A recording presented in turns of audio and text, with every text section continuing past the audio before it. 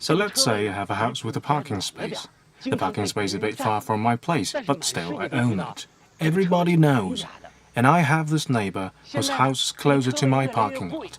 So he parks his car there without permission, and he would even dump a broken car there just to keep the space. So now that parking is getting more and more expensive, the neighbor simply decided that he wants to keep it for good. I tried to reason with him by telling him that I own the parking space. At first, he was willing to talk, but as it became clear that there was no arguing over ownership, he just walked away. He went and got the management office involved. But why would the management have a say over ownership? So they set up a trap by asking the office to measure the parking area and say things like whose house is it closer to, who can best put the space to use, blah blah blah. They are creating all this fuss, putting up this grand show in the hope that I would just give up and walk away. How ridiculous is this? 这事儿荒唐吧？但是呢，这世界上还真就有这种事儿。 The Filipino Navy moved to illegally detain a Chinese fishing boat. Innocent fishermen were forced to admit to illegal invasion. Those refused were held at gunpoint, forced to take off their shirts as they stood under the scorching sun. Historically, the Nansha Islands or the Spratly Islands have been Chinese territory. The Chinese first discovered, named, and administered the islands. From over 2,000 years ago, Chinese people have lived and worked on these territories as they fished, planted, traded, paid taxes, maintained order, and recorded the histories of the South China Sea. After the Second World War, according to the Cairo Declaration and the terms of Japanese surrender, the Chinese government recovered territorial control in the South China Sea from foreign invaders. In 1946, ceremonies were held as the Chinese authority on board the Allies' naval fleet formally reclaimed sovereignty over the Xisha and Nansha Islands. In 1948, the Chinese government published a map of the South China Sea with U-shaped line. Since then, numerous maps and books published by countries all over the world clearly marked these territories as Chinese. That was the post-war international consensus. But by 1970s, as international trade boomed, the routes through these oceans gained strategic importance, and substantial oil and gas deposits were also discovered. A few countries came to occupy over 40 Nansha Islands. The Philippines mounted military campaigns to occupy 8 islands and built runways and military facilities there, and even demanded sovereignty over the Huangyan Island or the Scarborough Shoal. Such provocation was how territorial disputes between China and the Philippines came to be. In 1999, the Filipino Navy grounded an old naval ship on the beach of Renai Reef, citing a lack of spare parts as the reason for not being able to move it.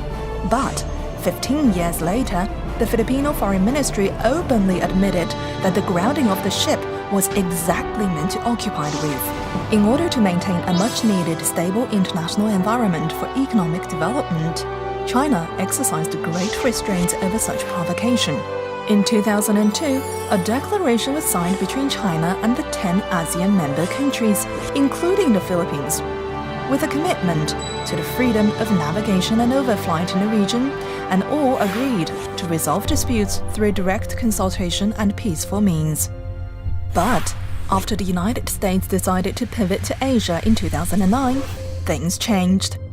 The US was to pour 60% of its naval and air force into the region and has made a point to tighten military cooperation with the Philippines. All of these in the name of protecting the freedom of navigation.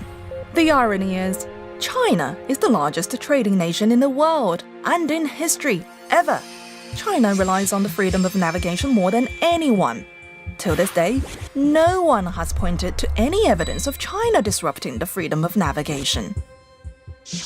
In 2012, the Filipino Navy detained unarmed Chinese fishermen near the Huangyan Island. They were eventually freed by the Chinese patrol ship.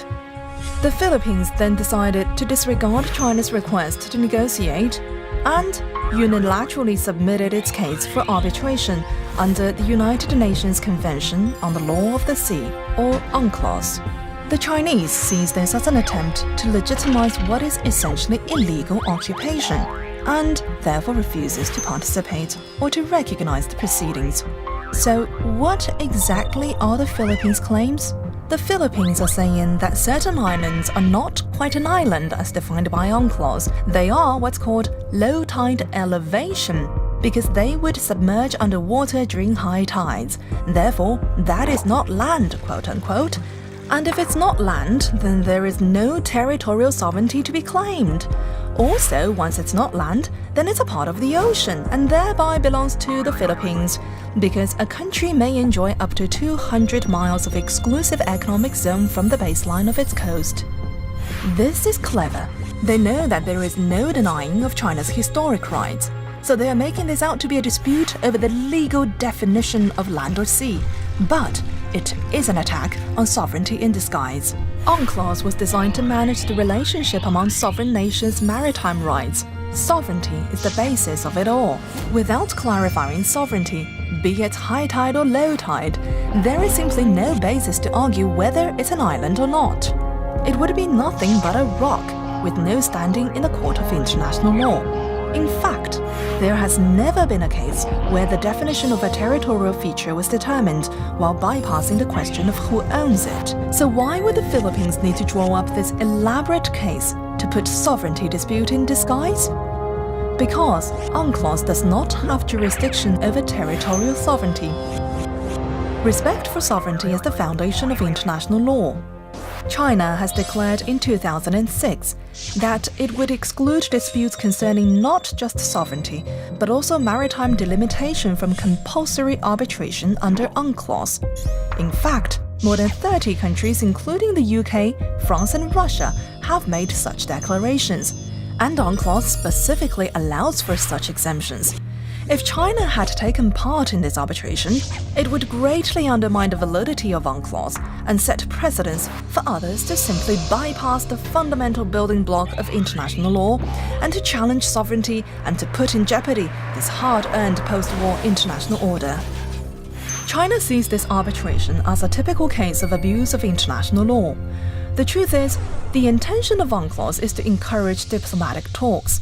It is clearly stated that as long as direct talks are possible, compulsory arbitration is out of the question. China has repeatedly requested a dialogue with the Philippines, but to no avail. The Filipino government claimed that they were unable to resolve the issues through bilateral talks. But a former senior government official recently admitted that this was all a blatant lie. China has always insisted that direct talks are the best ways to resolve international disputes. 50 years ago, China had border disputes with 14 countries, but now 12 of the 14 have been successfully resolved through peaceful negotiations. This whole South China Sea arbitration fiasco is a complete disregard of international law and historic facts. China insists on doing it the right way. Disputes can be resolved peacefully.